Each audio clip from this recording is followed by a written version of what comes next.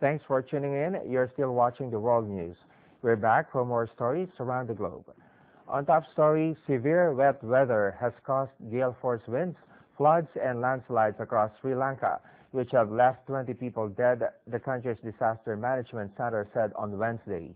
The organization said 14 were missing and 33 injured, with 9,696 people displaced from their homes. 146 houses have been wrecked and 805 houses are partially damaged, the agency said. Landslide warnings were in place in 4 districts in upland country on Wednesday. The floods also destroyed several thousand acres of paddy lands in north, central, and eastern provinces. A total of some 175,000 people have been affected by the bad weather. Meanwhile, let's head to Russia and check on a dormant volcano, which has recently spewing lava. Let's have more of the details. The volcano in eastern Russia, dormant since the 70s, spews ash and lava into the air. Volcanologists say a rupture about 5 kilometers long has formed on the volcano's slope. First eruptions appeared on November 27th, and researchers say it's too early to know when they will end. Lava poured into a nearby river valley, destroying a volcanologist research base and a local tourist camp, but there were no casualties. Huge areas of surrounding tundra and wildlife have been destroyed in the eruptions, and nearby towns have been affected by falls of volcanic ash. Next up, Peruvian and international authorities on Wednesday seized over $8 million and euros in counterfeit bundles. The counterfeit euros were destined for Spain, Portugal, while the US dollars were intended for use in Americas, authorities said, after seizing more than $4 million and similar amount of euro banknotes still in sheets, all in 100 denomination notes. In cooperation with the Bank of Spain's Investigation Brigade, BIBE, the U.S. Secret Service, and Europol, police raided a counterfeit banknote print shop in the Peruvian capital of Lima, where they uncovered the packages of bills and detained the man. Printing equipment such as an offset press and several printing materials were also confiscated.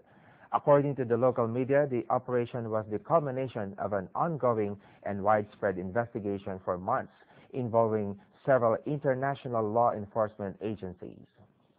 In business news, Australia's competition watchdog on Thursday gave its preliminary approval to a global alliance between struggling carrier Qantas and Dubai-based Emirates, but only for 5 years initially. The Australian Competition and Consumer Commission said the benefits, which will see the airlines coordinate ticket prices and flight schedules, would likely outweigh reduced competition on certain routes. A final decision will be made by March. Transport Minister Anthony Albanese said the tie-up was good for passengers and provided the opportunity for Qantas to invest in additional aircraft capacity and international services, especially to meet the growth in Asia.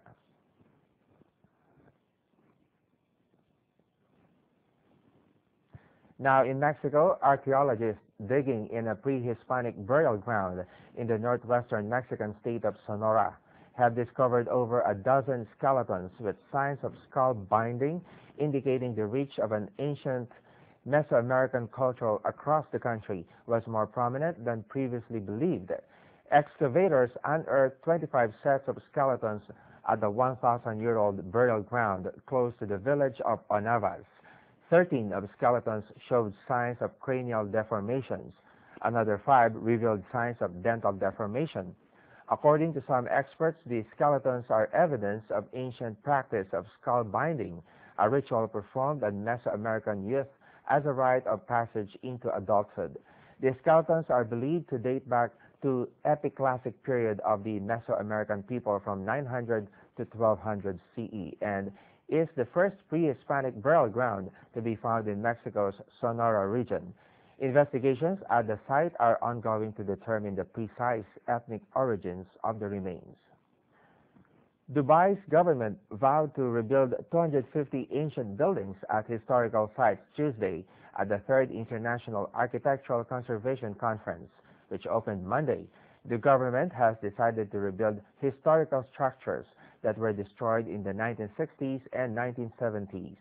Rashad Mohammed Bukash, director of the Architectural Heritage Department of Dubai, said the government has come to realize the importance of preserving cultural heritage, which hold the soul of a city and its motivation to progress. Currently, very few old buildings within the city are well preserved. One remaining example is Al Fahidi Fort, built in 1787 as coastal defense facility of the city. Let's have some greening activities for our last story. German government leaders said they're making a smooth shift to green energy. They decided to go non-nuclear after the disaster last year in Fukushima.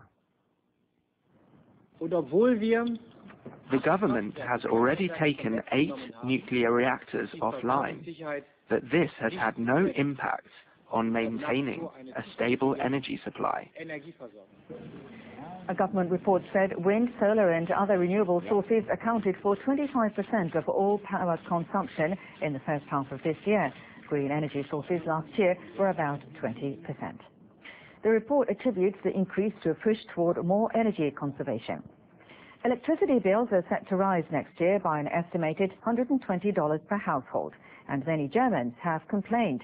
Still, government leaders intend to move forward with their plan to abolish all nuclear reactors by 2022.